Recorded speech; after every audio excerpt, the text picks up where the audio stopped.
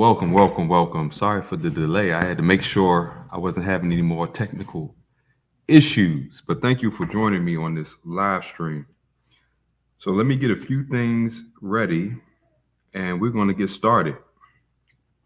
It's going to be a good one. I appreciate all of you all who voted about the topic that most people wanted to hear about. I'm going to get my camera together shortly, but while we wait, I'm just going to do one final post here.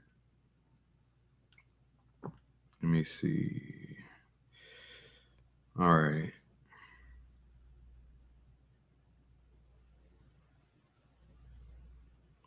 These notifications don't go out, so I have to do them more.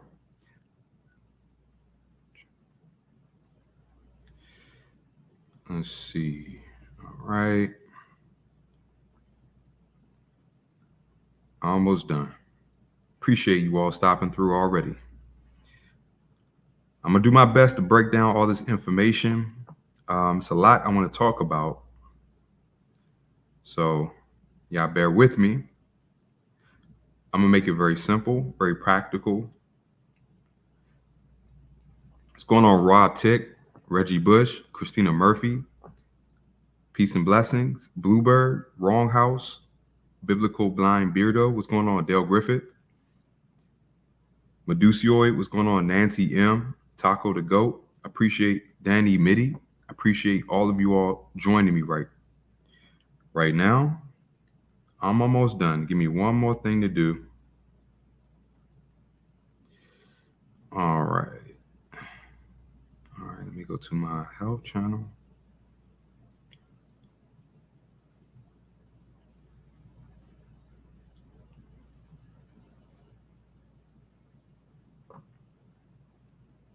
What's going on, Bijan? Gogi? Forgive me if I said the name wrong. I get names wrong all the time, so please forgive me. Let's see.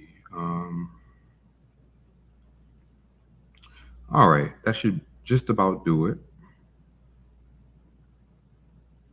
What's going on, Curious Georgia? Appreciate it. All right, so before we get started, play a little music before we get started.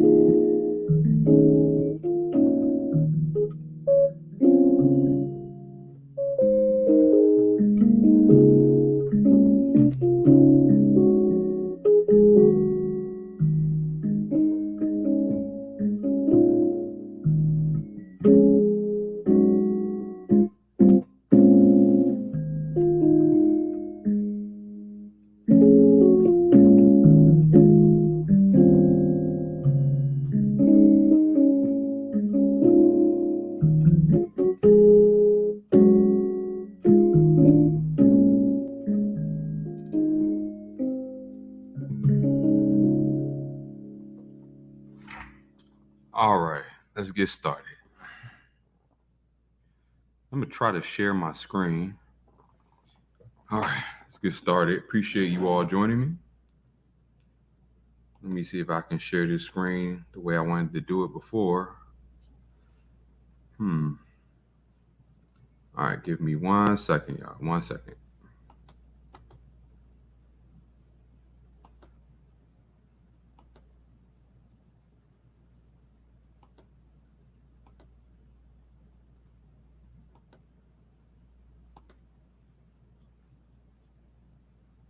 All right.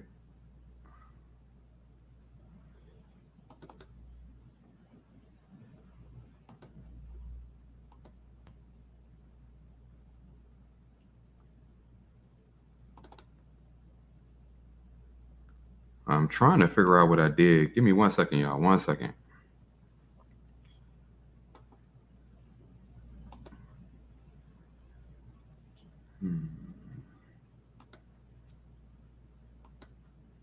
All right. Yeah, I forgot I restarted my computer, so I have to pull up. I wrote down a few things that I want to share with y'all. What's going on, Schwan84? AJ Blunt, what's going on? Yeah, 70, 80% of immune cells are in the gut. The odd path, what's going on? Calyx, what's going on? All right, so let me pull up this really quick. All right, so now I got that up, so I can pull up this. So let me try this again. All right, Windows. All right.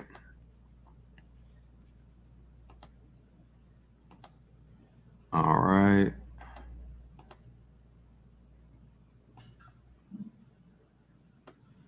Let me make sure you all can see what I see.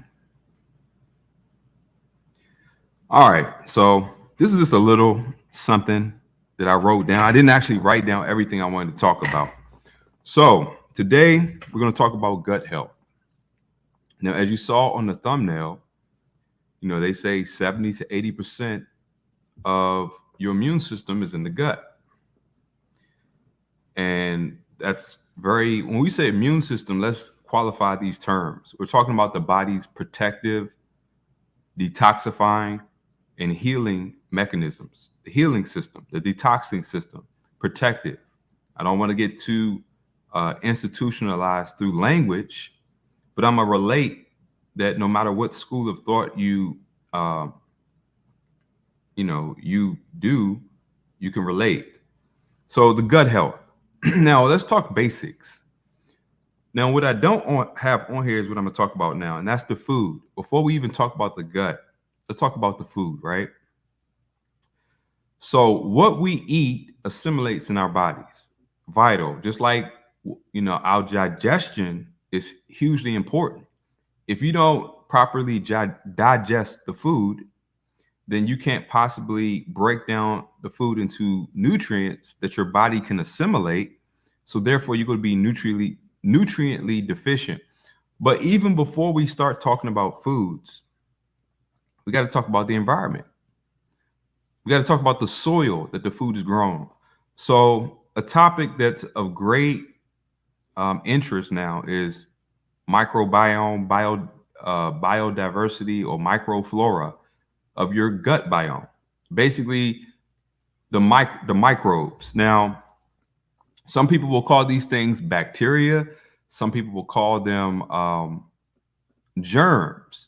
But the reason I choose not to use those terms is because they're actually microbes. There's something that God created that actually changes its nature and its form dependent on our terrain or our body's environment. So basically, our body is so adaptive that our microbes adapt according to what we eat, our emotional state, physical state, all these things. And they either become, they help to produce enzymes, nutrients, or they break down dead material and toxic cells, depending on the condition of our bodies. What's going on, the mercy seat? Emmanuel Dark, what's going on? Okay, y'all can see it. Good, good, good. Let me make sure I can see the chat. I gotta take it off the top chat here. All right. So let me do one thing before we get started. All right. Let me see. All right. Now, so gut health. Now I'm gonna read what I wrote here. The gastrointestinal tract is a closed tube, and what I mean is that from your mouth all the way to your behind is a enclosed tube. Now it's permeable, meaning that things can be absorbed in the tube, but it's one solid tube. This is why if you have an insult or injury to your gastrointestinal tract, that's very bad because a lot of these microbes are anaerobic, meaning that if oxygen, if the tube is perforated and oxygen or some external influence gets in that tube, it throws everything off. Just like if you have a hernia or something going on in your intestine. Now, let me read it. It says, with a level of permeability to impact the whole body. That means, yes, what you put in this tube affects your whole body. We're not just talking about the vagus nerve, you know, the brain gut connection. I know a lot of people have heard about that, but your entire body. This is why the topics that I put on the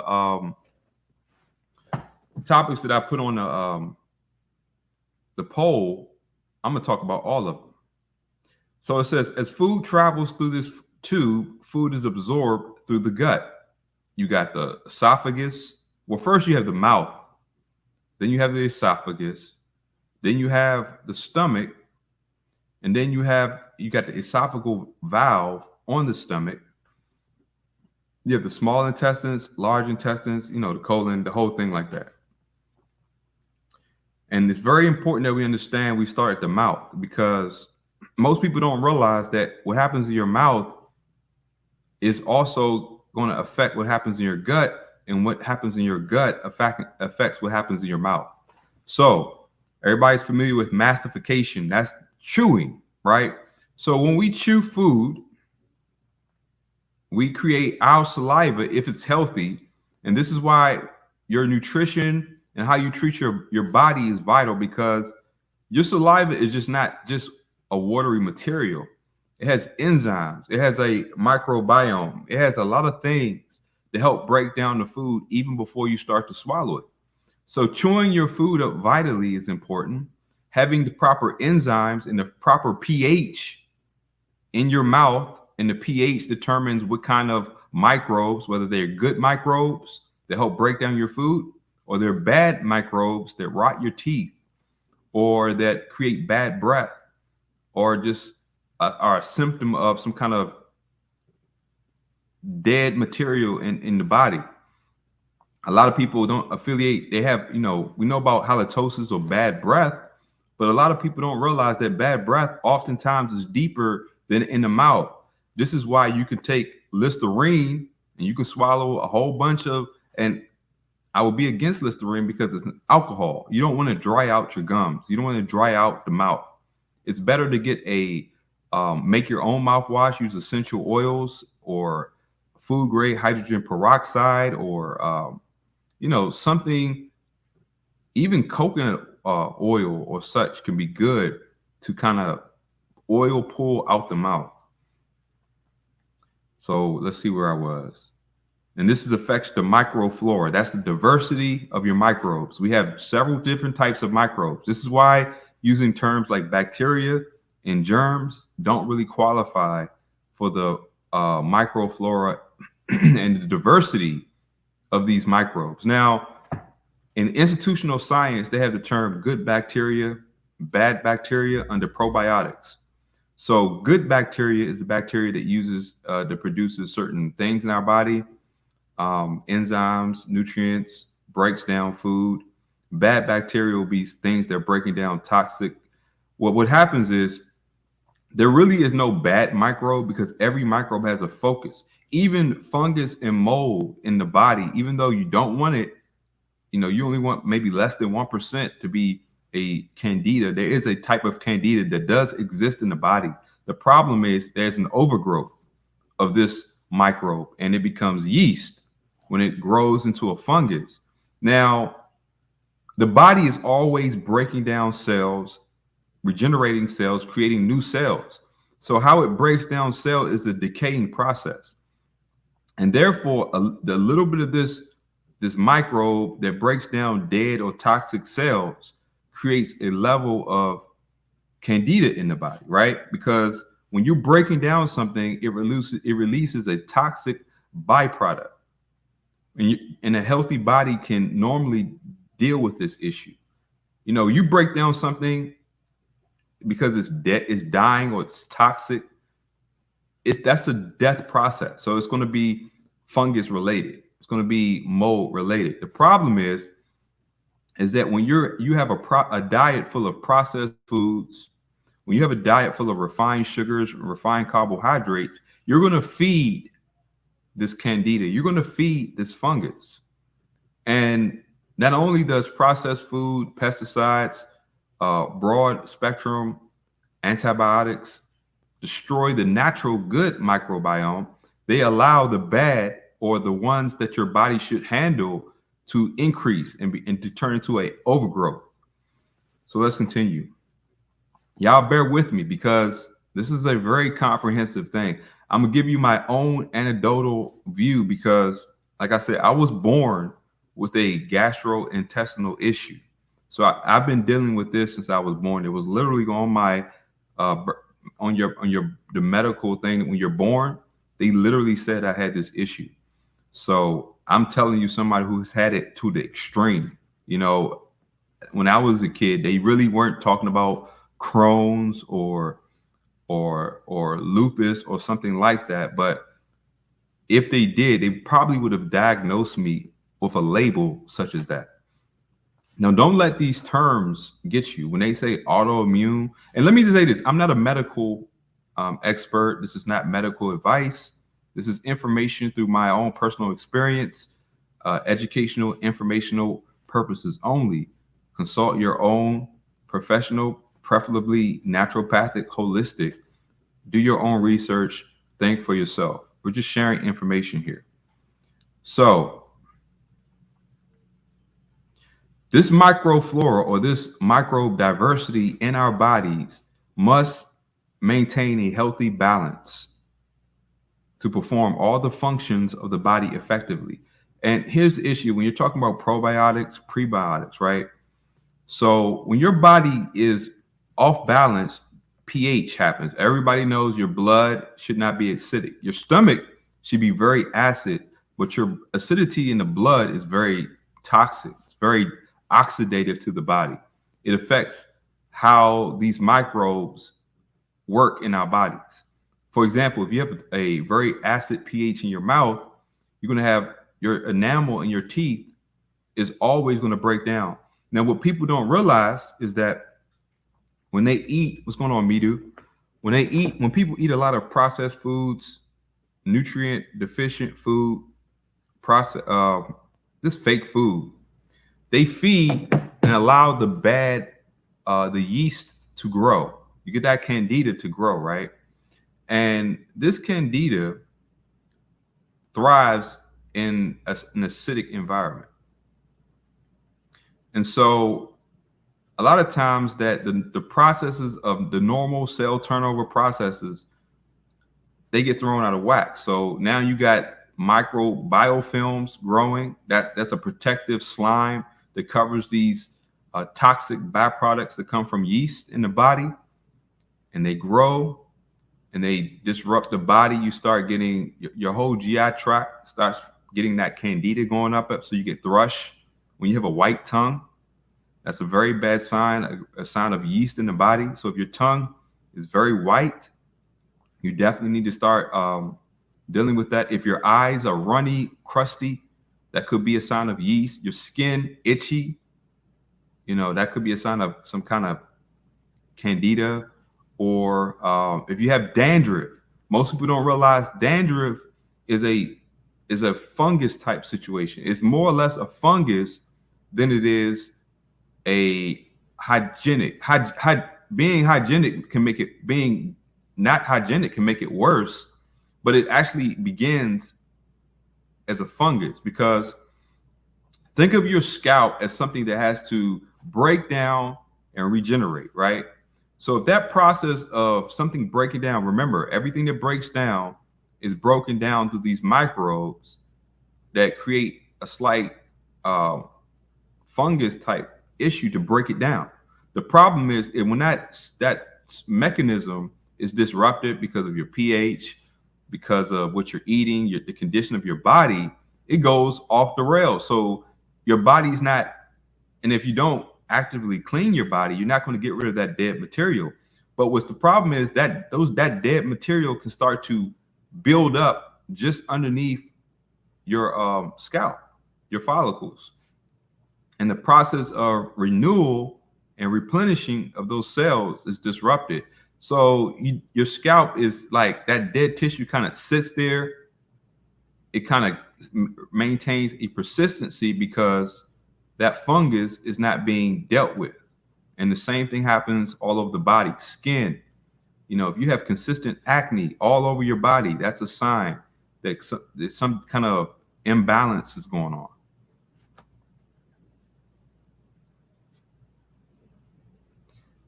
So the gut unites all body systems together in a very unique way. When it comes to the immune or protective system, you got the gut-brain barrier, or the vagus nerve. So a lot of people say what you eat could affect your mood, could affect how you think, brain fog. It could affect like your parasympathetic nervous system, your fight or flight system. All these things are connected. And the pH of your body simply allows everything that's bad to grow. That can include what they call some kind of cancer, or what they call some kind of, I'm using these institutional words loosely here, infection, or anything that is a breakdown of toxic cells, malignant cells, or dead cells. That process can just go out of whack and start affecting healthy tissue and healthy cells. But see, a lot of people don't realize this begins with how we treat our bodies. It begins with what we eat. Because if you're not eating, suppose you eat foods that are mineral, that are full of heavy metals, pesticides like glyphosate, and are nutritionally deficient, right? You're not going to get the right nutrients to acidify your stomach. So you're not going to properly break down your food. Now I'm going to talk about heartburn, acid reflux. I'm going to talk about all of that. But let me just get through this first before I start breaking off into tangents.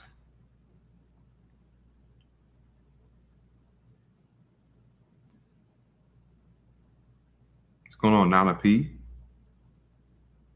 Rebounding from narcissistic abuse. What's going on, brother? So let's keep going. It says unique microflora, and this is what I wrote. Unique microflora, along with other nutrients in the gut, helps to produce an acid pH environment in the stomach via organic acid. So your stomach needs to be very acidic. Your stomach has hydrochloric acid, pepsin, all kinds of enzymes, proteolytic enzymes to break down proteins, and all kinds of things naturally occur in the stomach. And we have a mucus lining in the stomach that protects the acid from creating ulcers or lesions or sores on your stomach lining.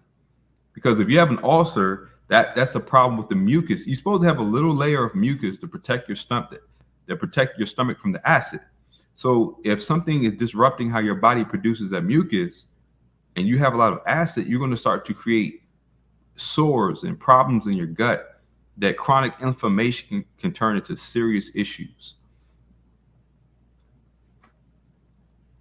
So let's go down a little bit. It says what we eat affects the pH and microbiome of our mouth. And this is true. See, if you don't eat right foods, if you eat acidic foods that create acid in the blood, then the microbes in your mouth are going to be corrosive. They're going to feed, and especially if you're feeding these microbes refined sugar, any sugar. If you have yeast you need to eliminate sugar for a while. It depends on the severity, but if you have really bad situation of yeast or candida, any sugar, even from healthy fruits, needs to be restricted greatly because your body is not healthy enough in the state of what do they call it? I'm just gonna say candida or fungus to deal with the sugar. And then your blood sugars are just gonna create and amplify the problem that this candida is causing in the body. This is why blood sugars, insulin, what they call it, insulin resistance, all this stuff is related to what you eat, how often you eat, and disrupting the normal processes in the body. So what we eat affects the pH and microbiome of our mouth, where digestion begins. Again, I said we properly must chew our food. I know what it's like to be in a rush. My grandmother used to always tell me, slow down and chew your food. When you don't chew your food, not only you're not helping it break down so that your stomach can turn it into chyme with the digestive fluids, you're not allowing the enzymes to work what they need to work in your mouth. The digestion starts there. If you're not letting those, and again, if your saliva is full of fungus, it's not going to do right. You're not going to have the right pH in your mouth. You're not going to have the right enzymes being produced. And this is why you have to keep your body clean. You have to eat right. You have to sleep right. You have to drink enough water. All these processes affect the quality of your saliva, the pH of your mouth, body, and stomach. And all of these things synergistically work together to maintain a balance in your body where you can break down food efficiently. Because I know a lot of people, we talk about raw foods. We can talk about meats. I know I put the plant-based versus meat-based. But the truth is, if your gut isn't healthy, both could be an issue. Meat produced, raised right without hormones, steroids, antibiotics, pasture raised, grass fed, grass finished meat, not a problem for a healthy body. Just like vegetables, fruits, raw are not a problem for a healthy body. The problem is most people are not healthy enough to utilize these foods efficiently. Raw food on a damaged gut could create a lot of issues, just like meat on a damaged gut could create a lot of issues. And a lot of people tend to think going from one extreme to the other, eating nothing but meat or eating nothing but vegetables, right? Or fruits. But the issue is there needs to be some fasting. You need to heal your gut. You need to restore your stomach acid, your mucosal lining. You need to eliminate, because take it from me, a lot of people have an issue with not properly eliminating waste out the body. If you think about how babies function, babies are a picture perfect view of how a healthy baby is a picture perfect view of how the digestive system should function. Babies literally eat and poop very close together.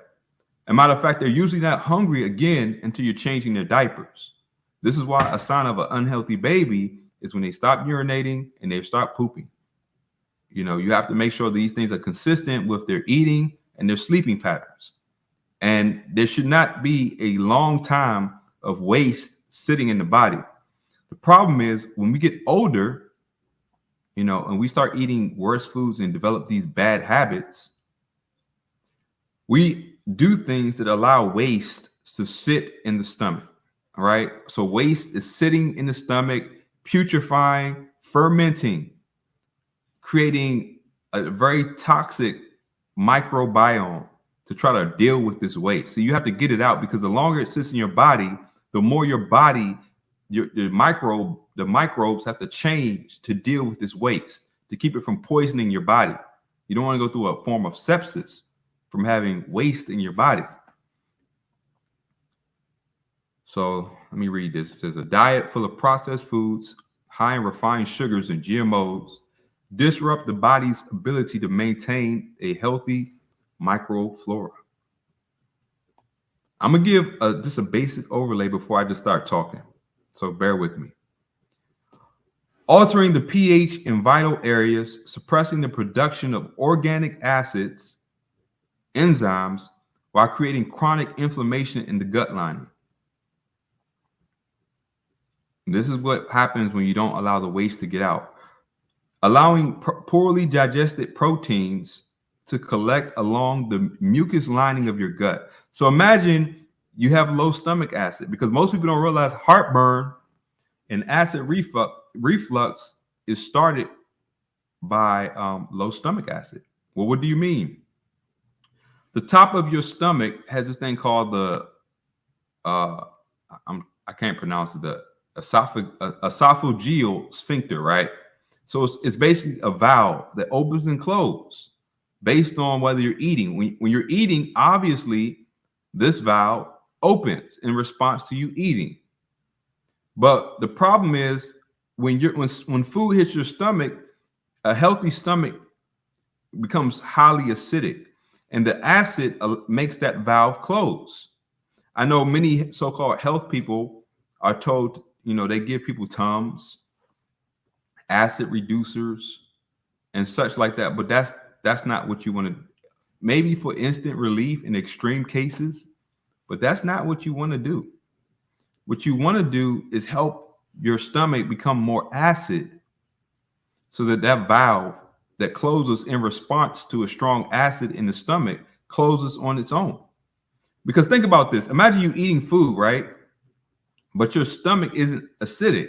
So the food hits your stomach, it doesn't produce acid. So the valve thinks that you're not eating because your stomach isn't acidic.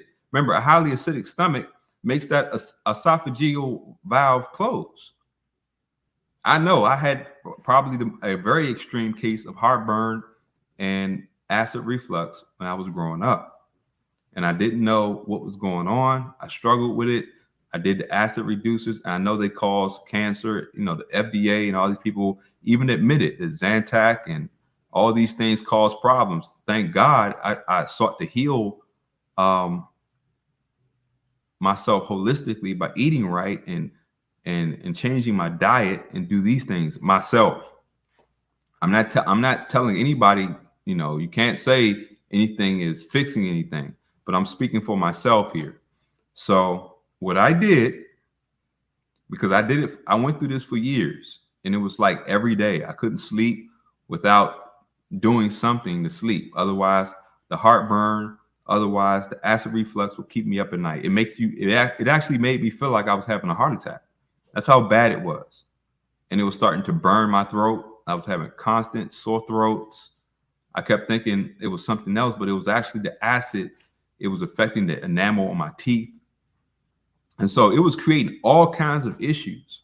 And of course, no one wants to tell you that it's because you could just take some apple cider vinegar. You can take some bitters, some natural bitters. You can take some, they got pepsin and HCl tablets. They can help to acidify the stomach and encourage your stomach to produce more organic acid. You can increase your potassium levels. Of course, if you think about hydrochloric acid, somehow potassium helps to increase hydrochloric acid. So, no one told me this information. So let's continue. So you allow poorly digested proteins. People call this leaky gut. Everybody's heard this term, leaky gut. Well, it's exactly what it sounds like. You have protein leaking through your gut. Your body is supposed to break this stuff down, that the little villi that on your intestines can absorb the nutrient. But when you have actual, your body didn't break down these proteins into amino acids, and you have actual protein sitting, undigested protein sitting in your gut lining, it's going to cause inflammation. It's going to start to permeate and create what they call cytokine storms or lupus or any autoimmune reaction, because you're leaking protein in places where it shouldn't go. Remember, this tube should be a closed system. But if something that's not supposed to go through starts to permeate through because you had your mucus lining is damaged, and so it's allowing things to go further through than it's supposed to, then you have a leaky gut. And that sets the whole body into a tizzy. Um, let me see. This allows, okay, and creates a big problem. Leaky gut can lead to inflammatory, autoimmune responses, and of course, the institutions are going to label it lupus, suppressed immune function, IBS, Crohn's, you name it. They're going to call it something, and they're going to suggest that you're going to have to get on medication, and you know how that goes. A compromised, inflamed gut lining with toxins and waste collected in the lower GI tract leads to an overgrowth of yeast and fungus. So we talked about what's going on, Mac TV. We talked about, waste, and we know what waste is. It sits in your gut, putrefying, fermenting. It's going to cause an overgrowth of that yeast because it's trying to break down this waste. Remember, the microbes in your body break down dead material. What's more dead than something that should be excreted from the system? So all this stuff is causing yeast and fungus to try to break it down because your body's not getting rid of it. Because it allows this yeast to grow, it'll become a systemic problem. It's not just a gut problem anymore. Candida can affect all your organs. Some people don't realize that what they call cancer or a lot of these things start with this overgrowth of fungus that the conditions of your body are feeding. And then eating processed foods and sugar where you're not eliminating waste makes it 1,000 times worse. Let me tell you, going regularly to the bathroom, the number two. Number one is important too. You have to properly urinate. But going number two daily is vital. Some people twice a daily, depending on how you eat, how much you eat. Remember, babies should go several times a day. And somehow we think that we can eat several times a day and we shouldn't be allowed to relieve this waste. This is why people who eat on OMAD 1 meal a day and they go to the bathroom, they start to see their body clean up.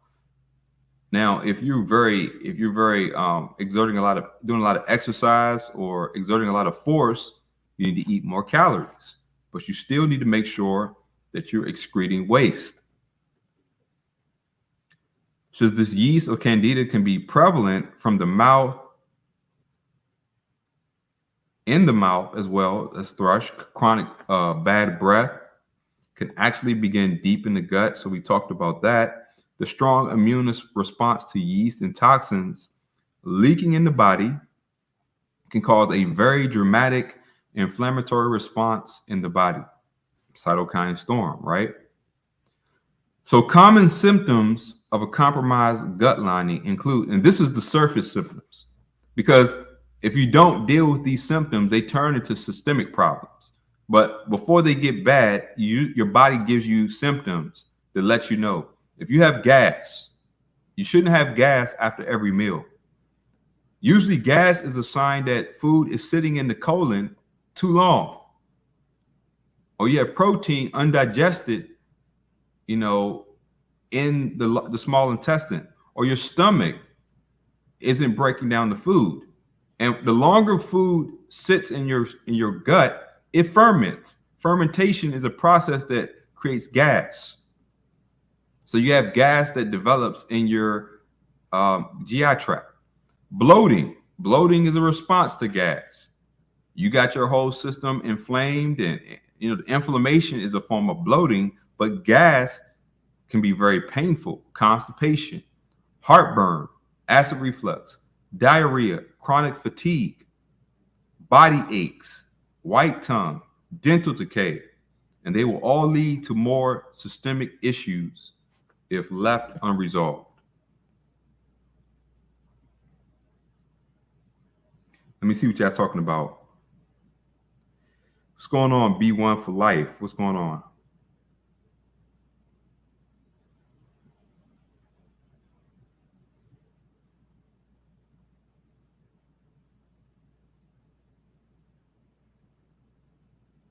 Yeah. Shawana says she has horrible indigestion with pregnancy. Yeah, a lot of the gut.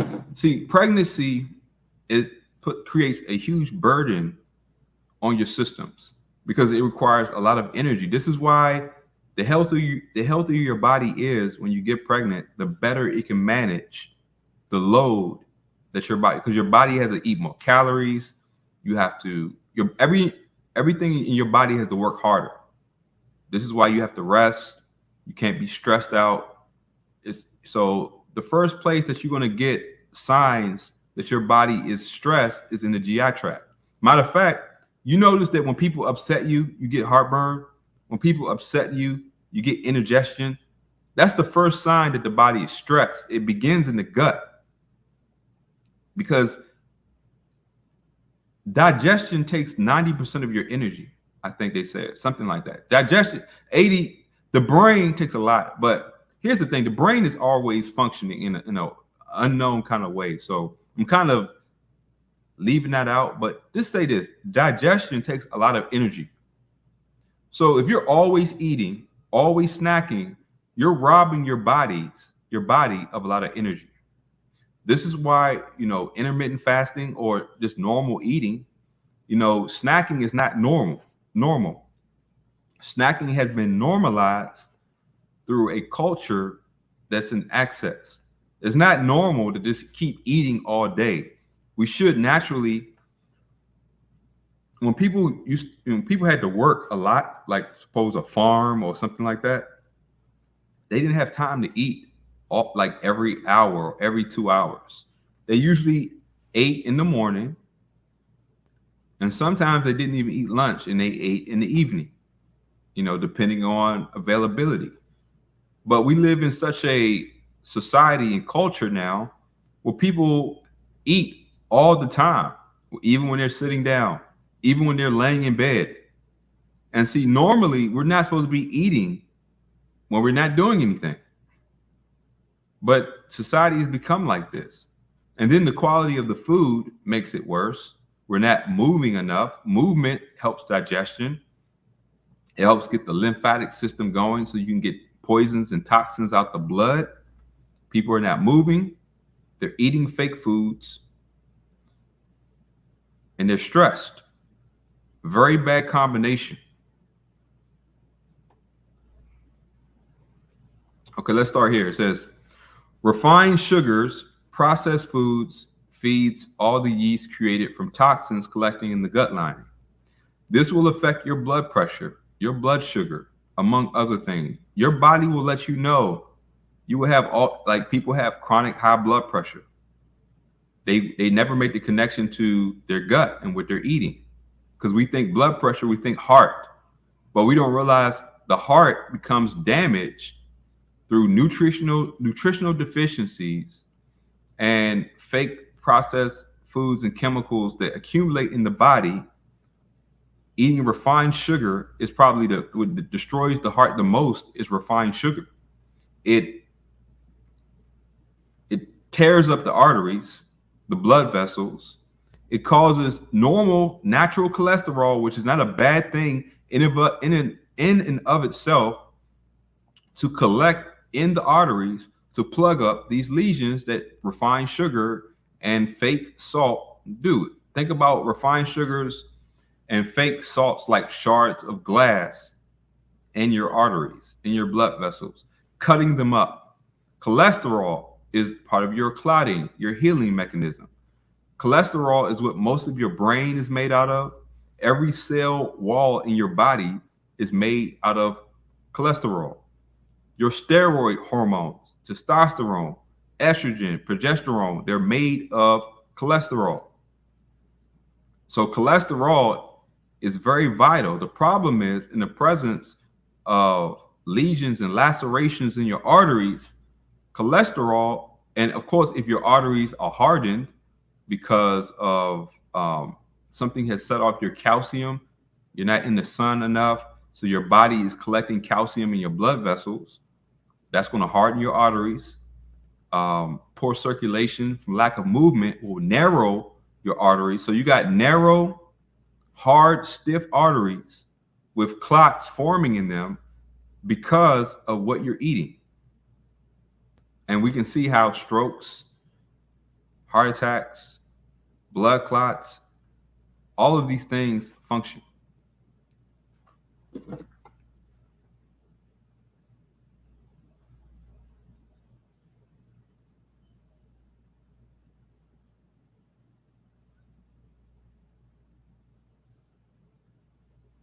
So the first thing you want to do is cut out the sugar. I'm telling you, cutting out the sugar will probably help you in 24 hours. If you can do a 24-hour water fast, that'll give you immediate relief. And if you have what they call diabetes, then you need to, figure that out a different way. I wouldn't suggest that. You have to do it a different way. But if you're healthy enough, a water fast can be vital for a short-term correction to help you get back on track. You can use that time to make sure you're getting waste out of your body. So before you fast, take some sienna seed or fennel or something that's going to help your body clear out toxins. Eat fiber, prebiotic fiber, celery, apples, healthy fats.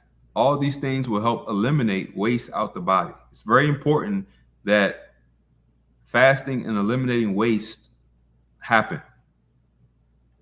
And then you want to make sure that you are resetting from any damage from antibiotics. Now, here's the thing about antibiotics, right? So I know antibiotics, what they use when you have a bunch of decaying toxic byproduct in the body. So think about antibiotics is when suppose you have fungus in the body, right? You have mold in your system. Breaking down, something is causing dying cells. It could be your diet. It could be processed foods. It could be your emotional state, whatever. It's causing cells in your body to die rapidly.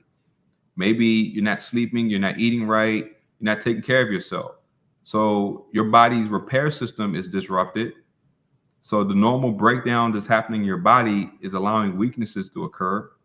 So your body's not cleaning itself up enough. So you have your microbes changing nature because you have a lot of dead. So you can drink a poison, anything that poisons you or causes a problem in your body is going to cause the cells to be broken down. And if you don't get that under control, it will be labeled as an infection. So the issue with antibiotics, and rare cases, extreme cases, people need them. Now, they're natural antibiotics. You got oregano oil, you got thyme, you got grapefruit seed extract. There's a lot of them out there. You got eyebright, you got a whole bunch of stuff you can take. I got a whole cabinet full of this stuff. But in extreme cases, if some people allow their body to get so bad, if by chance you have to go to one of these places and get certain things, you need to take a strong probiotic with it. You need to replenish the good microbes, because if you just killing the bad microbes and the good microbes will just allow the bad microbes to come back with a vengeance. So you have to replenish the good microbes while you're killing the bad ones. And things in nature do this naturally. The problem is don't let yourself get to such an extreme state where you have to go to the hospital, because they're not going to offer anything natural. What's going on, Ed? What's going on, Sydney E?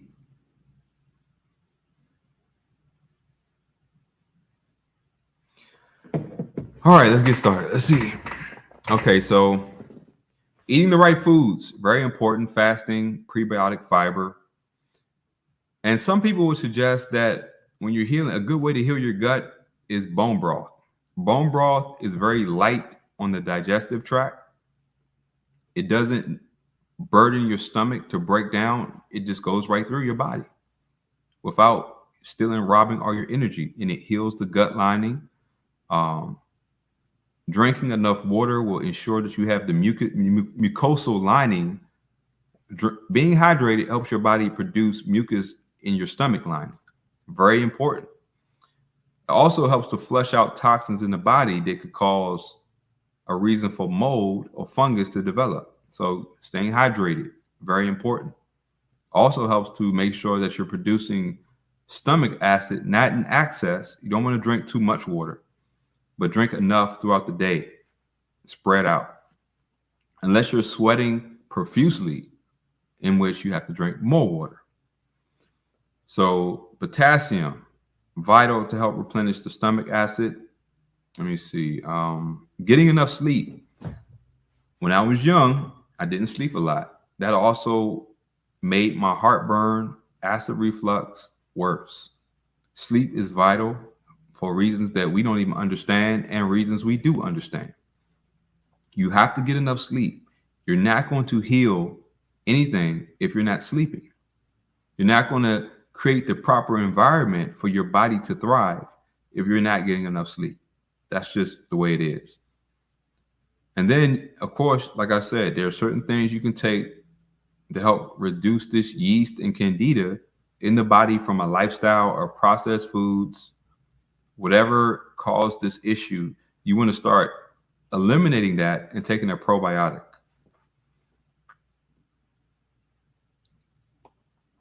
Good food for the gut.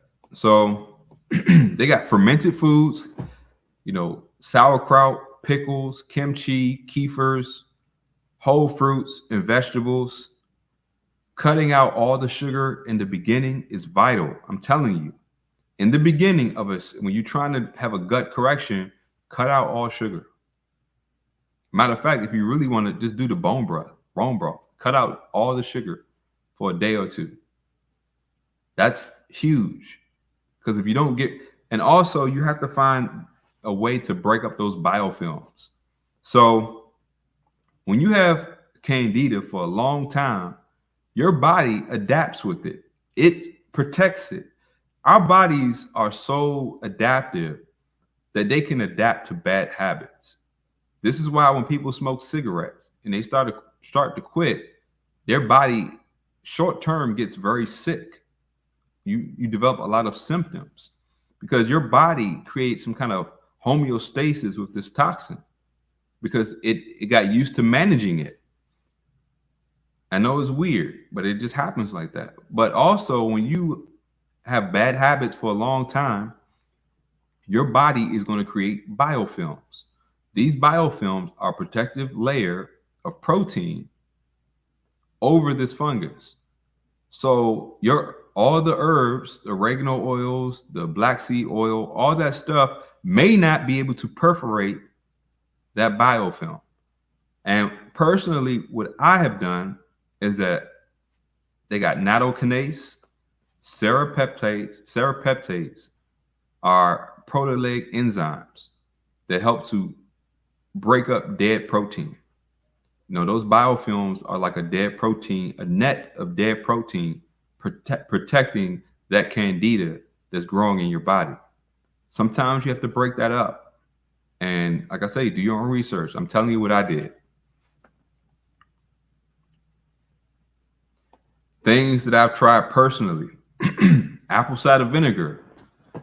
Apple cider vinegar helps to acidify the stomach. It helps to regulate blood sugar because your body becomes more efficient into breaking down sugar and fat in the body. It all begins with acidifying the stomach, which sets off a chain reaction to help lower your blood sugar, process and metabolize fat better. So it's very important. Clearing out your colon, fennel, sienna, or whatever it's called. Increase your fiber in your diet. You got chia seeds. Some people do flax seeds. Some people do, and I'm not really a flaxseed person because it's a phytoestrogen, but I've done chia seeds, psyllium husk, avocado. Some people, what else? Some people do bentonite clay, a little bit of bentonite clay. Naturally, a little dirt does get in the system, and it helps to scrub out your system. But you got to be careful with it. Do it very sparingly, and do your research, because everybody shouldn't be doing these things. You have to find out exactly what is unique for your situation. Everybody's different. Everybody body went through different variations of problems. So you have to streamline your regimen for your specific need. That's very important. Don't just think that what worked for somebody else is going to work for you, and you haven't taken the time to study your own body, to do your own research, and try to figure out specifically what is good and what you can do without. Because some things, if your gut is messed up, can be very abrasive.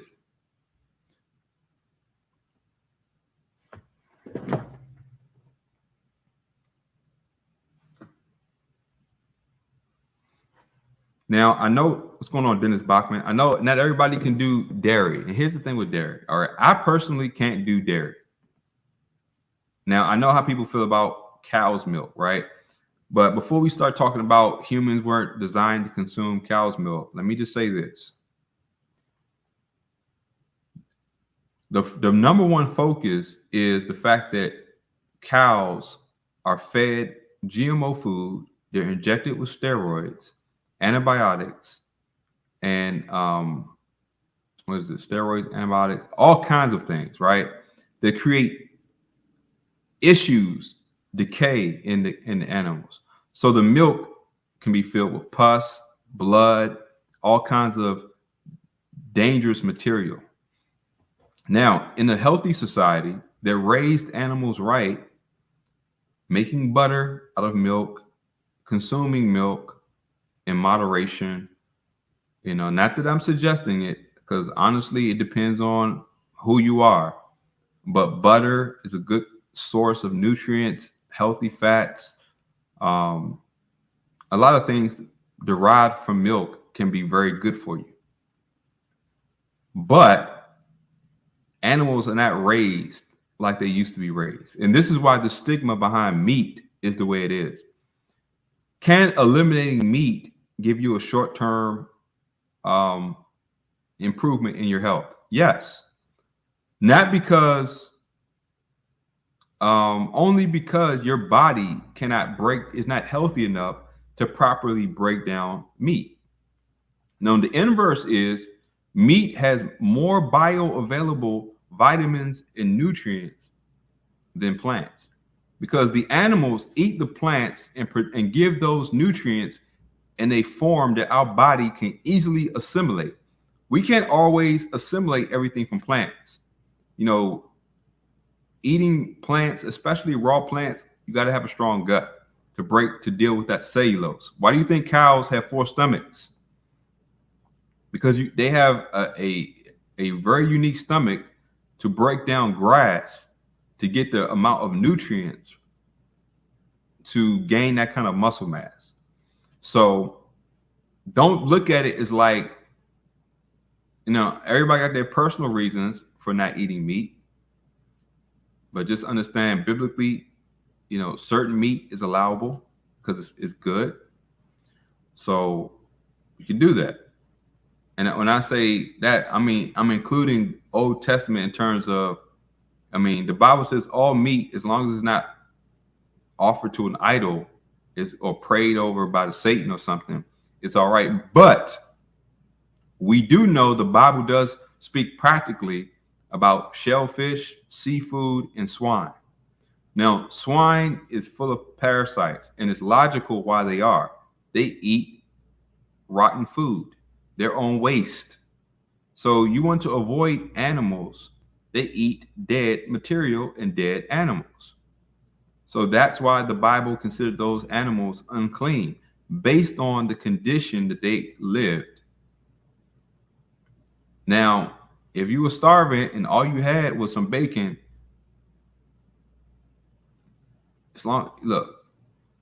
fine. But the practicality of biblical truth still stands.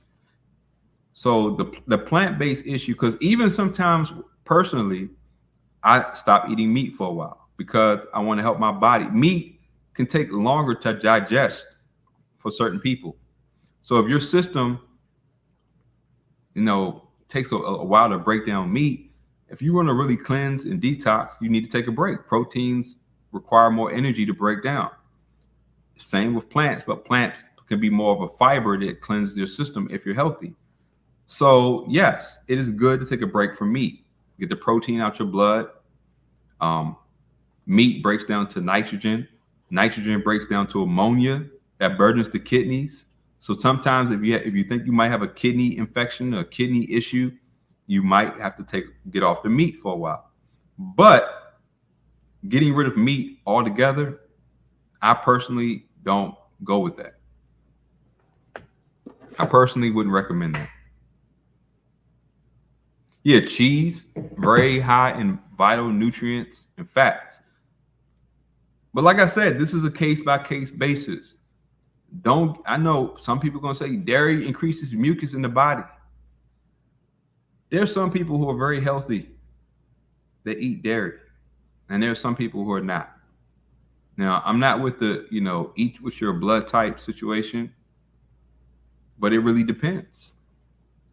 If you go to India, they do a lot of milk, and some of those people are very healthy. Their bodies can handle milk very well. And I'm not trying to make it a location issue, but if the way the food they eat, the spices, in some cultures they use a lot of spices, and not only do spices have medicinal properties, they help to stimulate gastric juices. They help the body to break down. They help the acid in the stomach to get very strong to break down food. You break down food more efficiently, it's going to digest and be eliminated more efficiently. If you break down food poorly, it's going to leak in the gut. It's going to take forever to be expunged from the colon, and then you're going to have problems. So it depends on many variables that people are just not going to tell you. Some people, vegetables can make their teeth fall out, their hair fall out, their skin quality go down. They can't get the nutrients from vegetables like they can from meat. Personally, I know when I eat a lot of eggs, not only am I healthier, I lose fat, I gain muscle, my eyes look clearer, everything clears up. That's something I've tested for myself.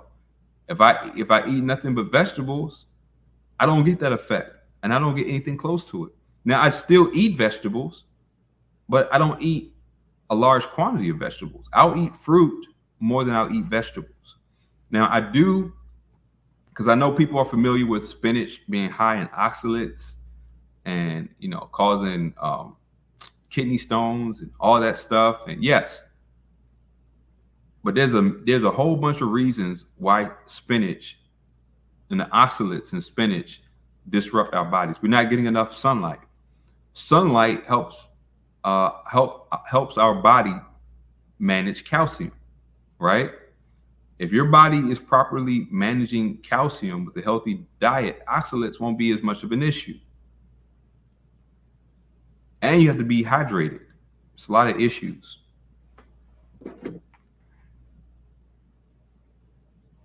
What's going on, Ethan Flores? Do you know that when they put a ring in the pig nose, they do that when they are rooting their way out of the pen? Wow.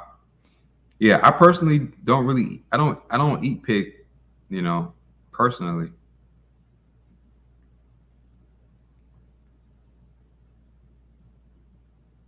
Yeah, I was going to talk about combining foods. Good point, Emmanuel Dart. Yeah, don't worry, I didn't forget about it. Some people call this mono meals.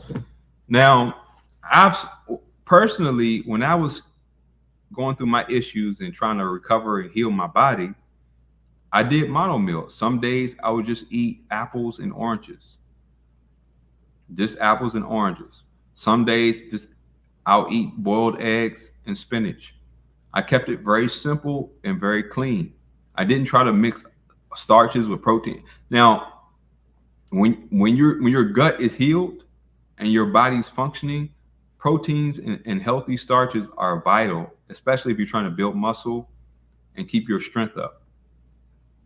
Um, Women and men should eat differently because a healthy man is trying to facilitate a more muscular, energetic physique, whereas a woman should be aiming for a more lean, softer physique. So we're not going to eat the same.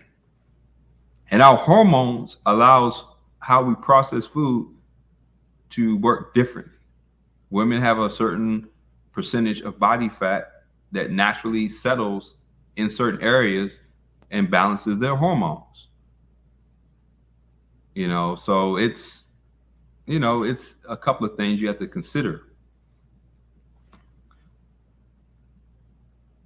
So the mono meal can work for some people. Now, fiber helps some people, I know with me, I need to eat more fiber right now. Fiber helps to eliminate toxins, to lower blood sugars, and to clean the colon. Figure out, and you can tell what food works for you. Some people it's apples, some people it's vegetables. And you'll know immediately, like if you're getting gas, try different food because that's telling you that your gut can't manage what you're eating. So don't just eat something because you heard. If your body is very gassy and you're bloated, your body is telling you you need to make some changes. Maybe after you make these changes, you can go back to eating that food. But for right now, this food is inflammatory. And if you keep eating and keep getting gas and ignoring that problem, you're going to have issues.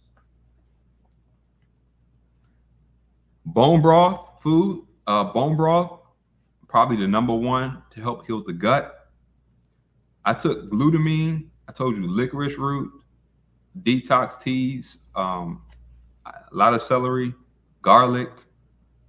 Of course, in moderation, I have my own formula that I made. Blueberries, specifically green tea. Of course, in moderation. Sometimes you need to eat like a baby. If your digestive system is really messed up, treat yourself like a baby. Baby only eats soft foods, foods that are easy to digest. Obviously, a baby's system isn't fully developed. So sometimes eat like a baby, a healthy baby. Eat foods that are easily digestible, that don't require a lot of breaking down, a lot of chewing, and let your body slowly give it time to rest. This is why intermittent fasting is vital. Your digestive system, just like anything else, needs to rest. You can't run something 24/7 and expect it to not break down and not wear out. Your body is no different. That's why sleep is important. Sleep is not just restorative, it's a natural fasting process. You're not eating, you're resting. Your heart rate is leveled. You're not doing anything. Your body gets to do all the little subconscious processes it can't do during the day because you're just doing too many things. It doesn't have the energy to do these things. And if you fast long enough, you can actually mimic some of these processes that only happen during sleep while you're awake. Because when you're going through a fast, a biblical fast, you're eliminating not just food, but a lot of distractions from your life. You're basically just going for a walk, breathing, enjoying God's creation, focusing on Him. That will eliminate a lot of stress out of your life, especially while you're fasting. And fasting will improve not just your spirit, your mind, but your body. In that order.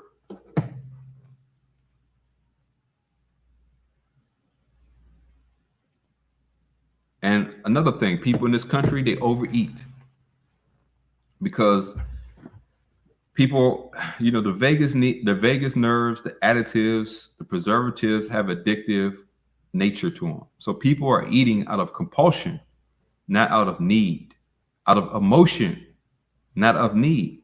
So instead of things that we need to go to God to deal with because we're in spiritual warfare and we need to establish biblical faith in Christ to overcome, people are falling back with food as a comfort thing. Do not use food as a comfort. Go to Christ. Live out your faith if you have it. Don't go to food. And if you find out that it's hard for you to go without eating, then you need to go a day without sugar. You don't have to fast immediately, but just go a day without all sugar. Reset your body's palate and your blood sugar, because sugar is a very cocaine-like effect in the body, not just the brain, but the systems of the body. Your body, if your body's used to running off of sugar, sugar doesn't burn very long. It's a very short burn life. So you get that hit and that high, and you need more. Unlike fat burns slow. You can eat the larger quantity of fat in your food, the longer you can go without eating again. It's breaking down slower. Sugar, not so fast. It gives you a huge spike in your insulin, raises your blood sugar, and then it burns itself up and drops you low, and you need another hit. So sometimes, as hard as it may be, if you're not what they call labeled as diabetic, and that's a label, you need to cut out sugar for a day. If you cut out sugar for a day, the next time you eat sugar, it will taste more toxic to you. You won't be able to eat as much. If you do it for 2 days, cut out sugar. Eventually, if you can make it a week and not eat any sugar, after that week, any sugar will be too strong for you. I had to reset my system to the point where the things I used to eat literally made me sick. And I was wondering, how could I eat these things before if now just one bite makes me sick? That's how adaptive your body can become to negative habits. You have to break these habits, because your body will become adaptive and will allow you to persist in this condition until something really bad happens. And one day you just walk around, you have a heart attack, but you ignored it because you felt good, because you were living off of sugar highs, endorphins, when your body is really dying on the inside. So sugar can mask a lot of things that you need to deal with. So don't let it mask these issues. If you have any dental issues, remember your saliva is a filtrate of your blood. If you have a dental issue or rot or decaying material leaking in your saliva, it's going to leak into your bloodstream. Your saliva has a connection to your bloodstream. This is why you can get drunk off of alcohol, just swishing it in your mouth. You can take medication under your tongue. So your saliva, the health of your saliva is going to also determine whether your teeth are constantly breaking down or being fortified. Healthy saliva, healthy pH in the mouth means that your teeth are going to thrive. If your teeth are not thriving, it could be a gut-related issue. That candida, the beginning of your gut, could be going all the way through your lining and in your mouth, distorting, making your mouth more acidic.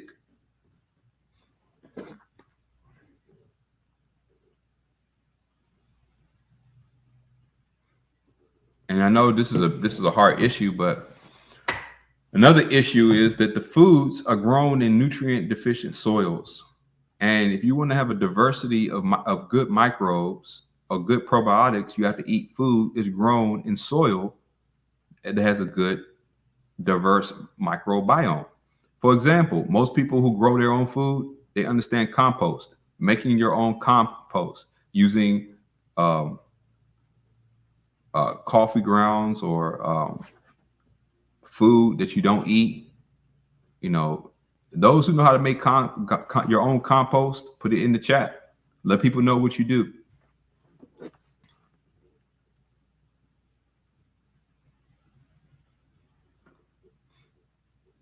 What's going on, Tanya, child of God? What's going on?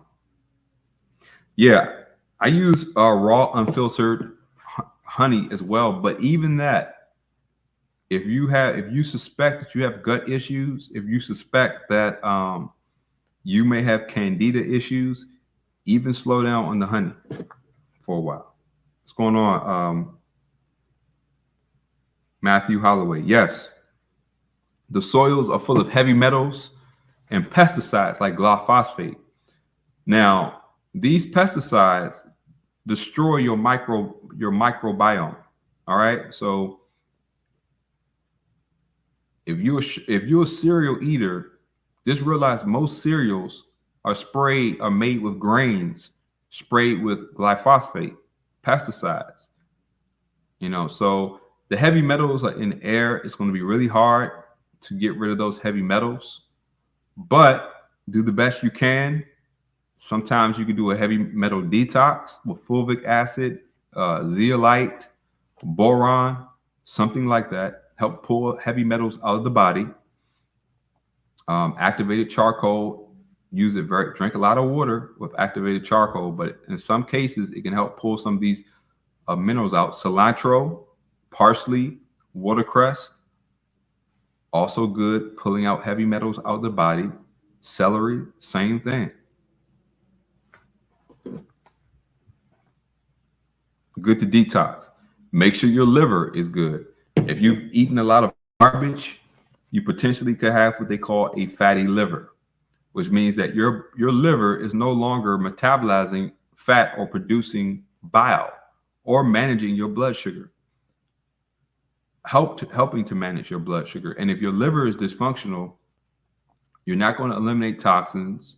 You're going to overburden your kidneys. You're not going to produce bile, B-I-L-E, which is a detergent to break down fat in the body. So you're going to collect fat in very bad places, and it's going to be extremely difficult to get rid of, even with exercise and diet. So liver is vital for a lot of reasons. To detoxify, the main reason, but also has many other processes. Testosterone, to a degree, is produced not only by the gonads, but also by the liver in certain quantities. What's going on, Axiom Descent?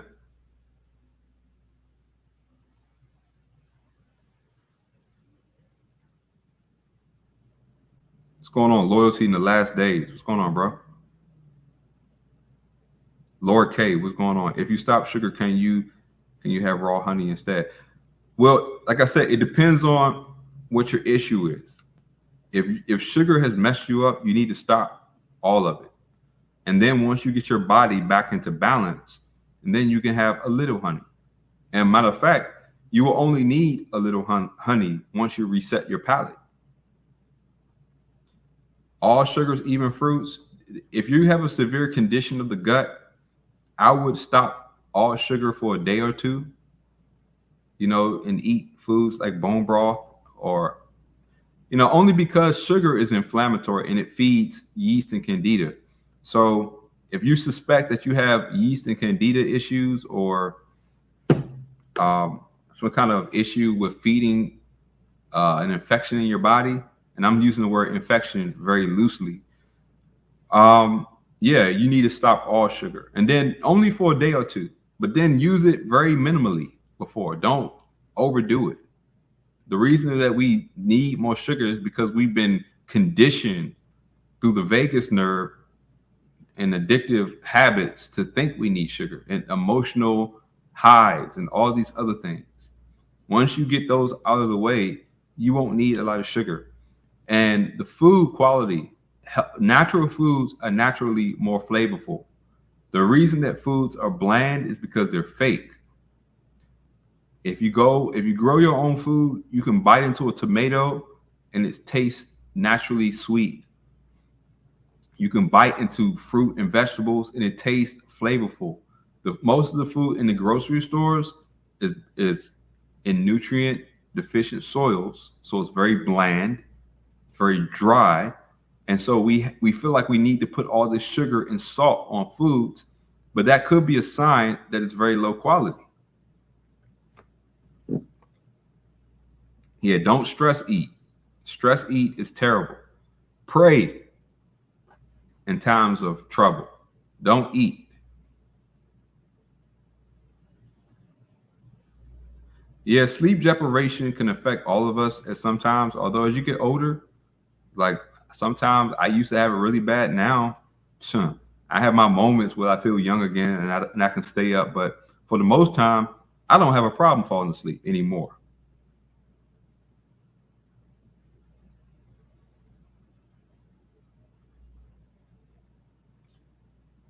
Also, if you're trying to heal your gut, careful of wheat. Most of the wheat is very toxic. Not because, number one, it's not grown in the original type of wheat. There's a counterfeit wheat that's going around. It's not made. It's not the natural wheat that people ate 100 years ago plus. So I'm not saying you have to cut out all grains. Personally, I try not to eat a lot of grains. I used to, but grains it give me problems. Bread gives me problems. And look, maybe I need to start making my own bread. But if you're trying to get over something, you need to cut out the grains. And not only that, phytic acid and all this stuff in the grains can create all kinds of issue in the gut, in a weak gut. Like most of this stuff is dangerous when your gut is weak, more so. It can still be dangerous even for a healthy person, but it's extra dangerous if your gut is weak.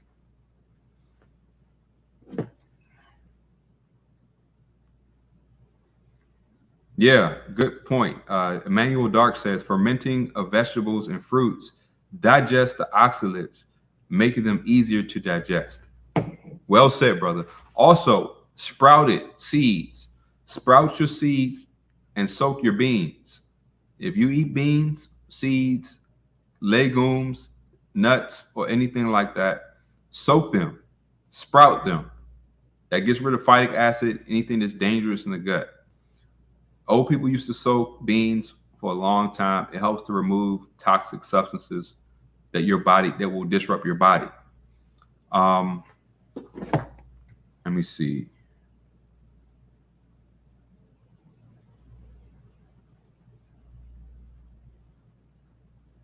Yeah, you're right.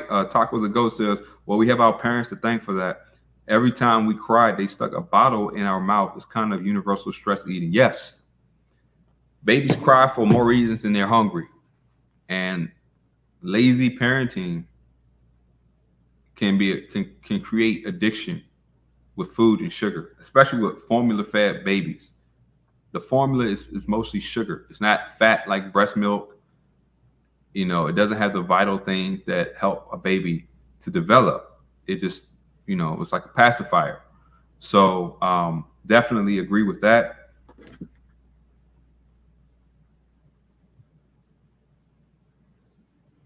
B1 for life says soak with baking soda your beans and legumes. Okay. Matthew Holloway says we make bone broth every Sunday and it lasts all week. That's a good idea. We drink it every morning on an empty stomach, which helps our gut for sure. Definitely, definitely. See, making your own bone broth is the way to go. It will definitely help you to heal, especially homemade bone broth. He says so easy. Be sure to use organic bones, though. You do not want to make broth with GMO fed animals. Definitely, definitely.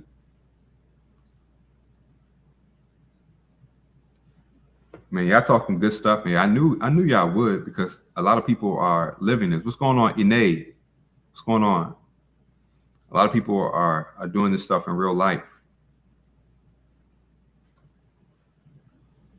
Yeah, I do kettle and fire when I'm on the run. Of course, making your own will be good, but kettle and fire is pretty good.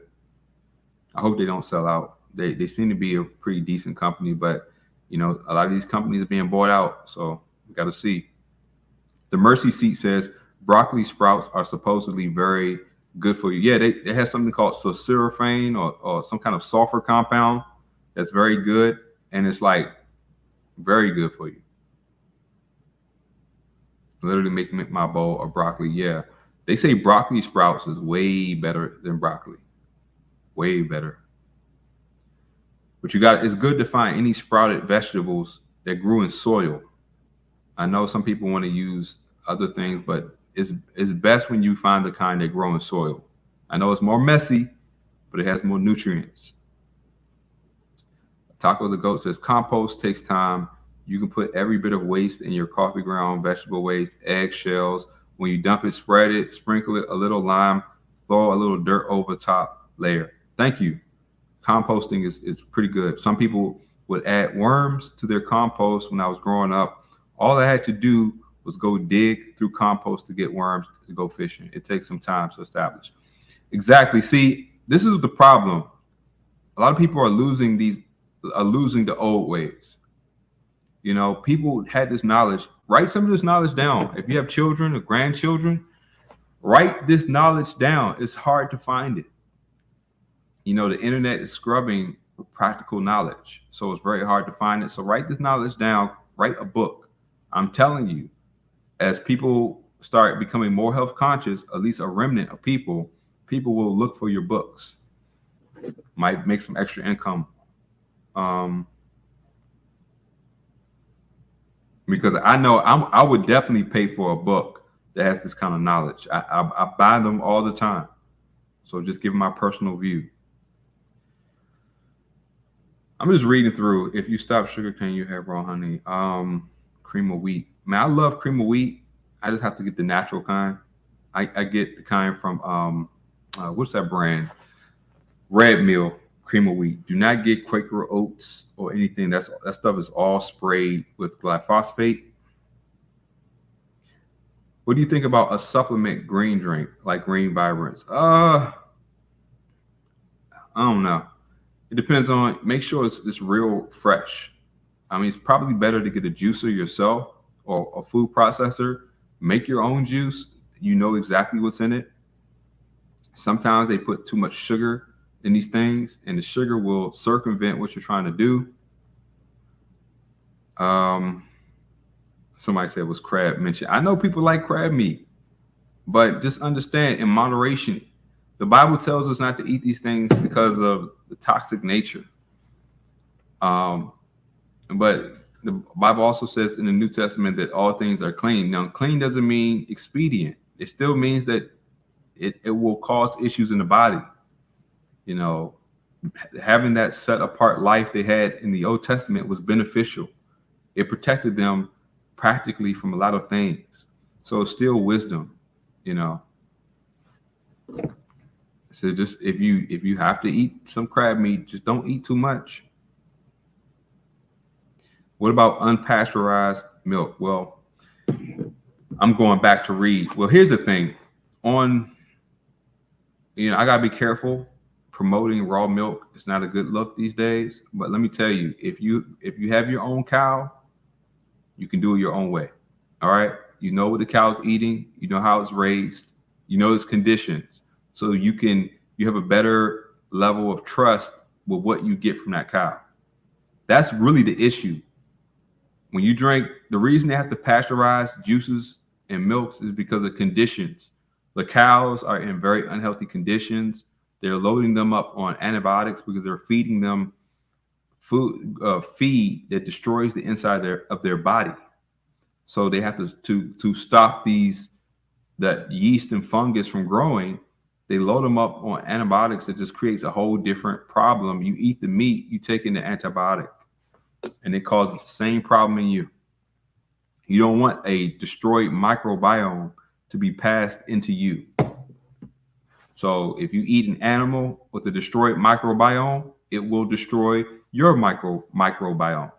So, there it is.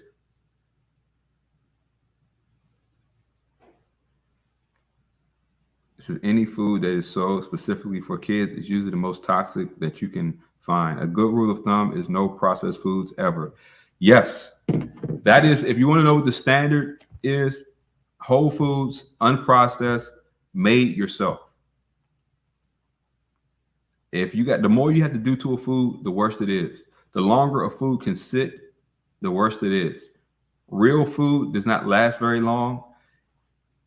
You know what was vital in a long time ago? People had their own land. They grew their own food. They could literally pick the fruit and the vegetables and the meat the day or the day before they prepared it. So everything was vital. It didn't sit for too long. That was how you know it had good quality. They can literally go pick apples off a tree and start eating those apples within the same hour. Now, how much of that vital life energy that God creates in the fruit is still there? A lot of it. So we really don't know, consistent living without heavy metals in the air, without deficient soils, without all these environmental toxicities. They don't want us to know our true vitality that God gave us, because it would prove that we were fearfully and wonderfully made, that we don't need all these things. See, everything they're offering creates a system of dependency. They want to keep you ignorant of how God designed us so that they can be your overlords, so they can control you, tell you what you need to do, control you in a sense.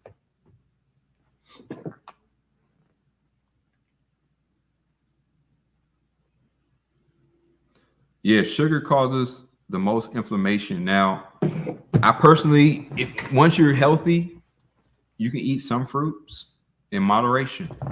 And specifically, some fruits are better and lower in glycemic sugar than others.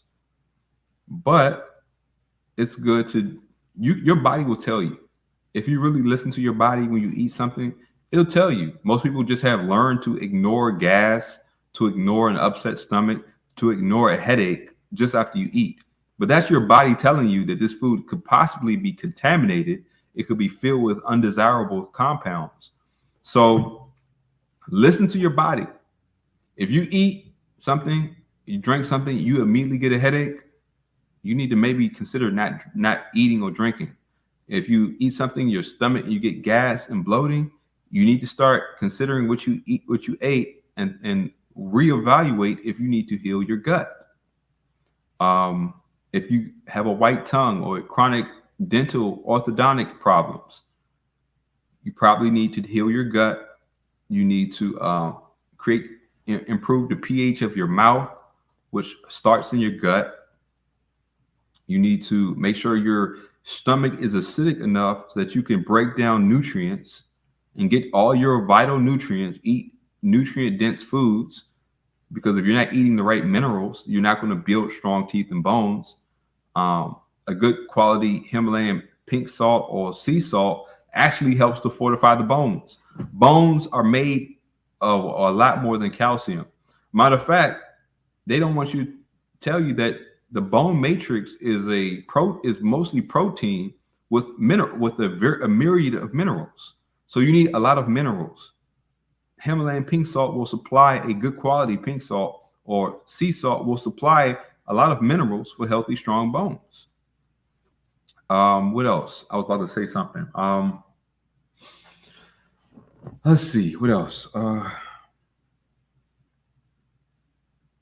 Cayenne pepper. Very good. Let me check and see what I had on the survey, because I want to talk about the other things. So let me go to the survey real quick and see what I was talking about. Okay, detox herbs, green tea, moringa, burdock root. Let's talk about gut things. Ginger root, excellent for the gut. Making real ginger tea, excellent. Ginger root was vital to me healing my gut, along with licorice root, sienna, or anything that cleans your colon. I've done psyllium husk. Let me see. Glutamine can heal the gut. It's the most abundant amino acid in the body. It's good for your muscle, but it's also good for your gut. Do your research. Research gut. Go to Brave browser,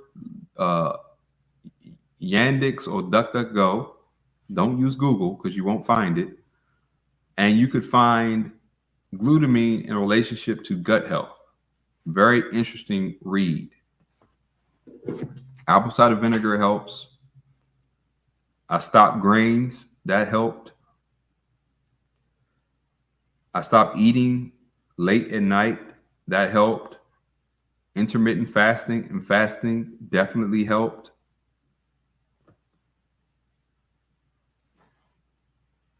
Yeah, they trying to tell you that salt is bad, but fake salt is bad. Sodium and chloride, which is not found in nature, is bad. Real salt has like 80 plus vital micronutrients or micro minerals. Let me see. Make sure you have a good quality salt so it doesn't have lead in it. A lot of these supplements, they're putting lead in there. I don't know if it's intentional. I don't know if it's environmental, but just the quality of your supplements are very vital. Yeah, hunting.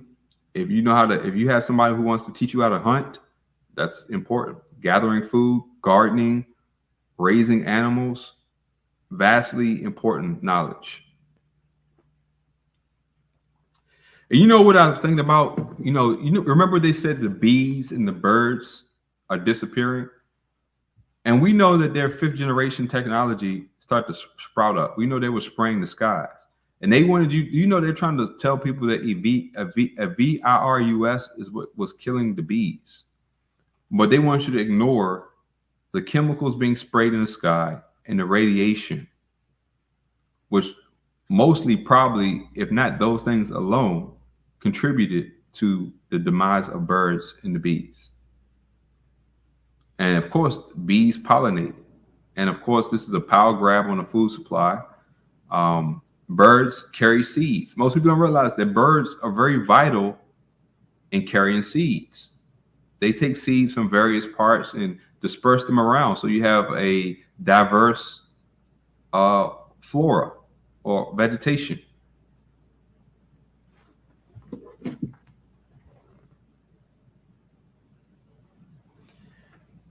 Yeah, fishing is good. Just be careful because they're poisoning all the water supplies. Many people have tested the fish and it's very bad. What's that lady? What's going on, Pastor? What's that lady? Barbara, the health lady, Barbara O'Neill. Barbara O'Neill even says that fishing she wouldn't recommend because all the fish they test has like crazy levels of heavy metals, and I'm sure that was intentional. But Barbara O'Neill is pretty cool. Um, Let me see. Cayenne pepper, definitely keep that on in the house. Um, Very important for a lot of reasons. Cayenne pepper helps to dissolve blood issues and keeps the blood circulating. Very important and stimulates stomach acid. High in vitamin C. Let me see what else we got going on.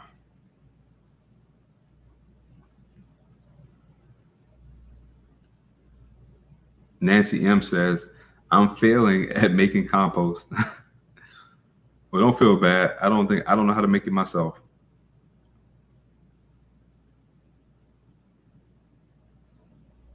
NYC water so pure. We got a humpback whales coming through. Wow, that's crazy.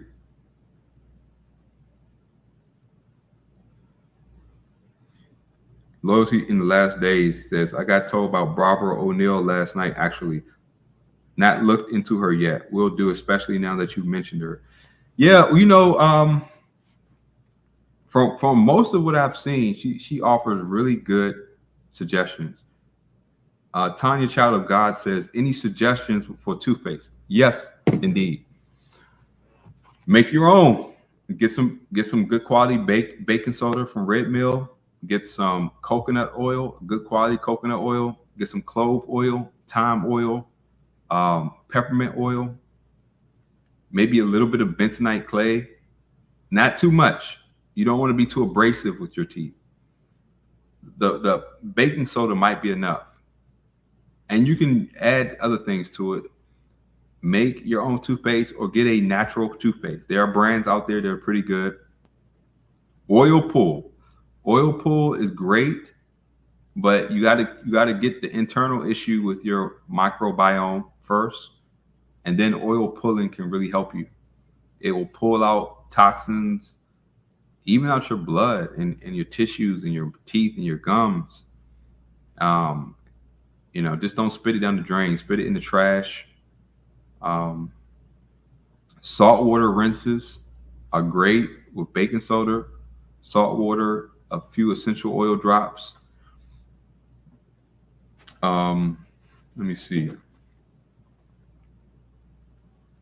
Activated charcoal, definitely good for toothpaste. Thank you, brother Axiom. Man, you have some good knowledge in here. Appreciate you all coming through.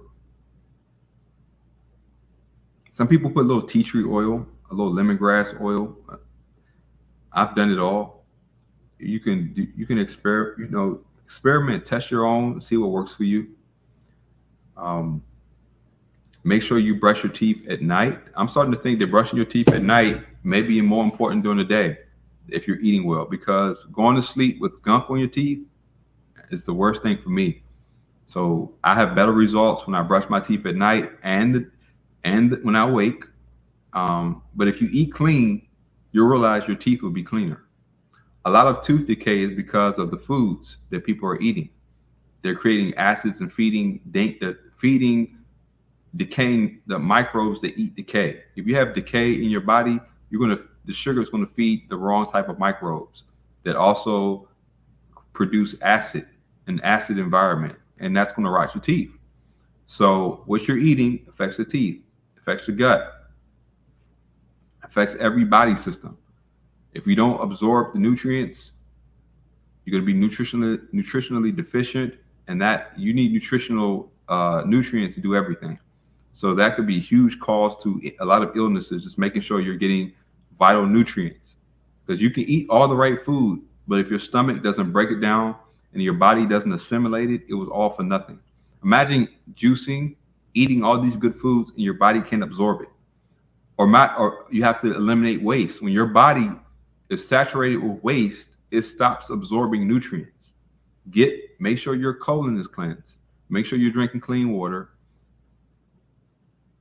Make sure your stomach acid is acidic. Now, you don't have to overdo it. You'll know when your stomach acid is good because you'll eat a meal, you won't be burping too crazy, you won't have heartburn, you won't have indigestion. Now, another thing is sometimes after big meals, take a walk. Don't sit or lay. Take a walk after a really big meal. It helps your body to digest the foods. What's going on, Barry Duncan? Sunshine, what's going on? Yeah, sugar is a hard one, but that's exactly why it's one of those things we have to start the process of at least breaking the hold. And you want to get to the point where all you need is sugars from fruits or honey. You want to break free. I know what it's like. Or if you look, some people will tell you don't eat any bad things. But look, I'm going to tell you the truth. I will bake my own cookies. I'll make my cookies with real ingredients. And I will make my cookies and eat them for my little snacks. All right. I don't do it often, but I do like my homemade baked cookies. So if you do have to eat a snack, at least make your own.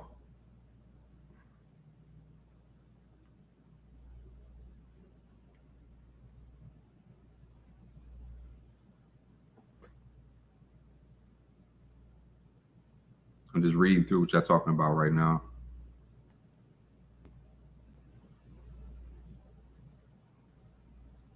Barry Duncan NZ says, I had to give up all processed sugar. It was affecting my joints. Yes. Sugars will create inflammation in the body. And the joints, sugar disrupts a lot of things. Insulin and sugar and hormones all plays a role in how your body assimilates calcium. Calcium you only want in your teeth and in your bones. But when calcium ends up in your joints, you get stiff joints. And you don't want stiff joints. So you want to make sure that you're doing everything right. You want the calcium to go where it goes. Also, I read this myself. I'm researching this, but I'm going to share it with you all. So I recently bought some copper cups. And what I'm hearing is that we need copper more than we told. Now, naturally, of course, food grade, don't overdo it, but just research. Because in the old days, most people use copper for a lot of things because it adds a vital nutrient.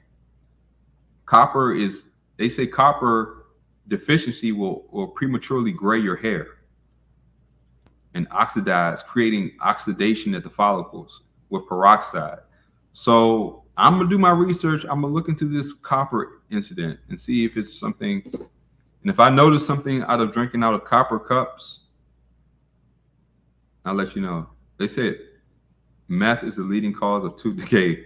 Yeah, yeah.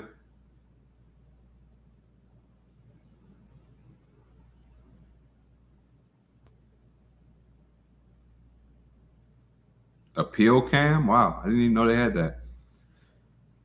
Yeah, I don't. You probably don't need to do a pill cam, but let me tell you what tells you if you're nutrient deficient. Your eyes, your skin, your teeth, your hair, your nails, your gums. All these things will tell you if you're nutrient deficient. Just use your skin. Use all of these things. They'll tell you if you're missing nutrients. It will show up in your eyes, your hair, your skin, your teeth, your nails, your gums, all that.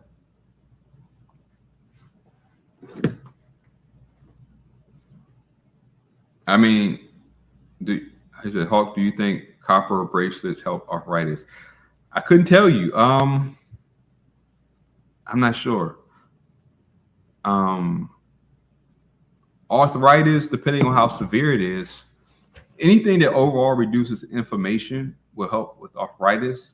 So I noticed that when I did a water fast, all my aches and pains went away. All of them. My body felt light.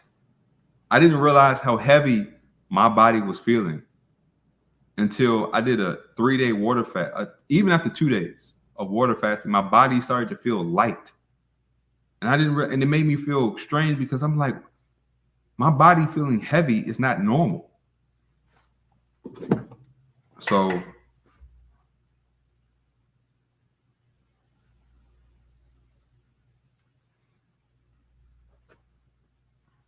let me see. Let me go back and make sure I got everything. I appreciate you all joining me. Believe me, this is not an easy topic to discuss in this current censorship environment. So I did the best I can. I'm sure I'm gonna look back and say, "Oh, I should have said this. I should have said that." Exercise is important for digestion. You have to move. The body is designed to move. So that could be the missing link to help you if you're doing everything else. So any other questions? I'm about to wrap this one up because I'm gonna do some more lives. Let's go to 12. Now I'm gonna try to break these live streams up a little bit. Hawk, do you have any advice to protect ourselves from all the frequencies, non-ionizing radiation? Well, oh yeah, get out in nature, get in the sunlight, break free from your devices at times, turn your Wi-Fi off at times, put your phone down at times, go out. Sometimes it's good to go walk around trees, walk around nature, go to the beach, walk on the beach. Um, I know some people have EMF blockers and all these things. I mean, Faraday cages and all. Look, it's a lot of stuff. It's a lot of stuff that's good, but prayer is the number one because let me tell you, there's so much going on. Only God can truly protect us. And so I pray that God allows whatever I do to prosper, to help, to work. So I pray, and because you don't want to worry. If you find yourself worrying about too much stuff, then you're going to actually cause the same damage, the things that you hate were causing just by worrying. Yeah, I would say just God designed us to interact with His creation. So going out, walking on the beach, take your shoes off, walk on the beach, you know, enjoy creation, take a swim in the ocean if it's clean. Um, if you live in a tropical area and you got lagoons and rivers, very nice. Get sun any way you can. I know there's spraying the sky, but even if it's cold and you have to stand in the window, natural light helps us in ways that I don't think we're ever going to fully understand. Yeah, hiking, mountains, get out in nature. Yeah, people just say, even some people say just laying up near a tree, like leaning on a tree on a nice day, reading a book. Um, I mean, I hate that we have to do this. Like I said, I'm not trying to stress anyone out. If it's stressing you out, pray. And then once you establish yourself in prayer, then you can, with a calm mind and a calm spirit, you can do what you think is more practical for your situation. Tanya, child of God, says, "Where I am, I have snow." Wow, I hope we get some snow. I love to see the snow. And I know I've read about things. Is the snow real? Is the snow real? Man, there's so much going on because people are burning the snow and the snow is burning. I don't know what's going on. I don't know what they're spraying. I just pray that God sustains us and we get to still enjoy this world in whatever capacity God allows us to.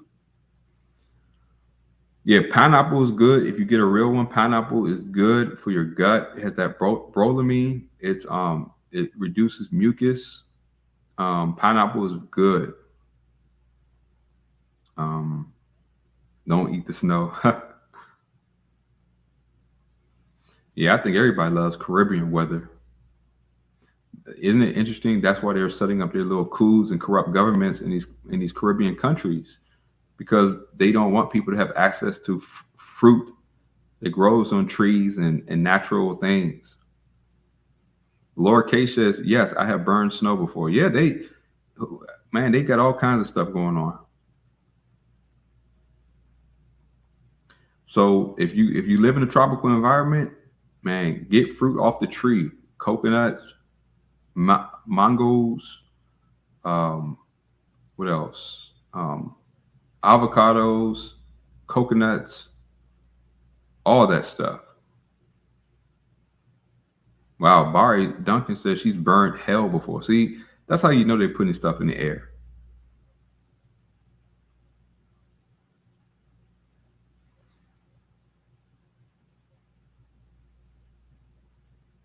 I mean, but like I say, if you're going to eat snacks, make your own. Use natural ingredients that you can vouch for. If you want to bake your cookies from scratch.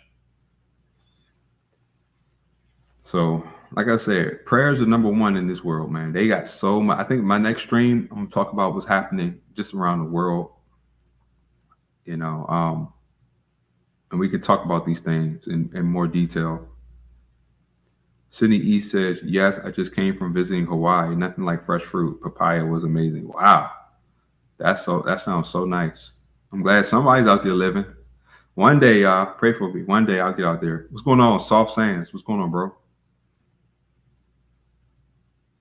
I've been to a tropical island before. It was nice. I need to go more often. It was a long time. Um,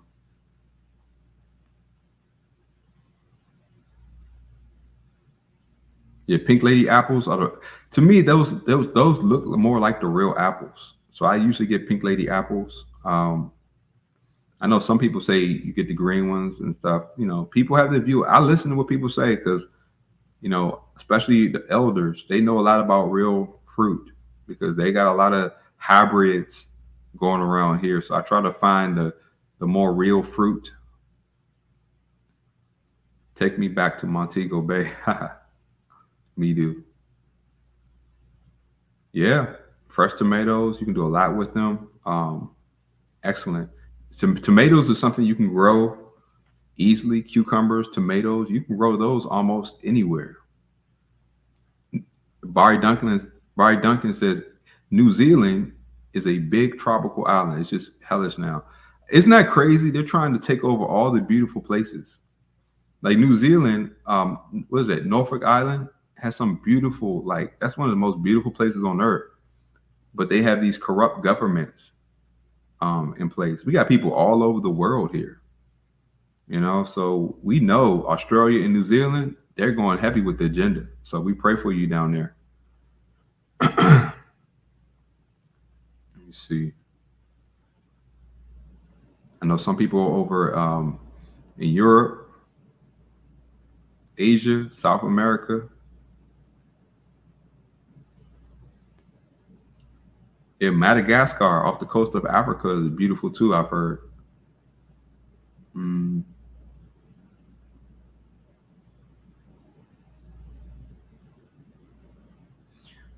All right, y'all. Well, I'm gonna go ahead and oh, it's still beautiful. I'm gonna go ahead and call this one a day. I appreciate you all coming through. I hope I covered anything. If any one last question, let me know real quick before we get off of here. I appreciate all of you all coming through.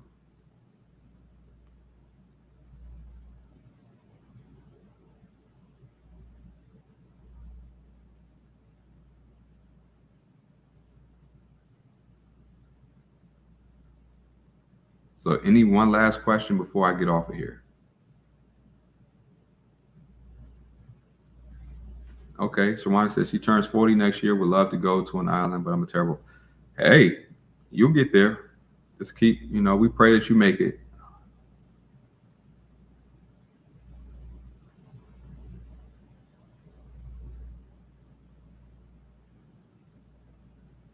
All right. Well, I'm gonna save some for next time. I appreciate you coming through. Peace and blessings. Praying for you all always in Jesus' name that we are protected from evil. We stay edified in His Word, and we would you recommend having an accountable partner? Uh, yeah. I mean, it's good to have people to hold you accountable. I mean, honestly, I think that we should depend on God more than anything. Depending on God is vital, and we hold ourselves accountable to God. Usually, that'll fix the problem. But it's always good to have a friend or someone. Usually, if for those who are married or those who you know have big families, or close friends. Yeah, definitely, definitely. Holistic.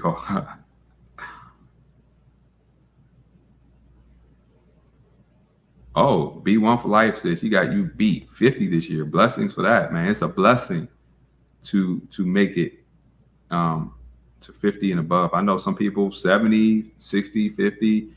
Hey, 50 is my next decade I'm looking forward to. So yeah, pray for me. Yeah, take care of your temples. They house the Holy Spirit for those who are in Christ. Lowe's in the last day says he's going to sleep now in UK. Yeah, it's late there, brother. Thank you for staying up with us. Y'all check out his channel and check out everyone else who has a channel. Hawaii, that's so far. Yeah, the thing about Hawaii, those volcanoes, man, I don't know if I want to be next to no volcanoes right now. Just saying. But hey, I'm not saying I would turn down the trip. I'm just saying those volcanoes got me kind of. All right, y'all. Peace and blessing. I'll play a little music. I'll let the chat run for a little bit while we finish up here.